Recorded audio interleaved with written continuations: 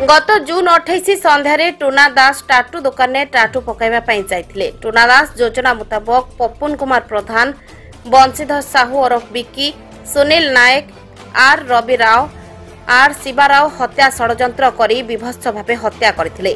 एही मामलारे गोसाणी नुआगां पुलिस द्वारा 5 जन को गिरफ्त करने सह तांकठारु 3 गोटी लुहा खंडा और 4टी स्मार्टफोन एवं गोटे सुजुकी स्कूटी जबत करथिबा सूचना देले ब्रह्मपुर एसपी।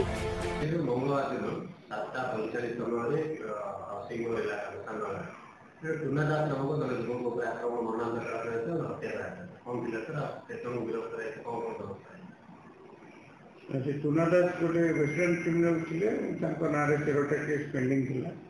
तो पर्सनल लाइबिलिटी थिला मोहन राव सागर 6 मास आगे से भी मारिया को अटेंड नहीं थे। तो बर्तमान गोटे टाटू दुकान में बसी खबर पाई मोहन राव और सहयोगी आशीष को हत्या करते हस्पिटाल नवा बाटे से मृत्युवरण करते। तापर आम केस रेजिस्टर कर इन्वेस्टिगेशन कलु और आज मोहन राव और 5 जन सहयोगी धरा पड़े कोर्ट फरवर्ड कर। ब्यूरो रिपोर्ट चेतना मीडिया।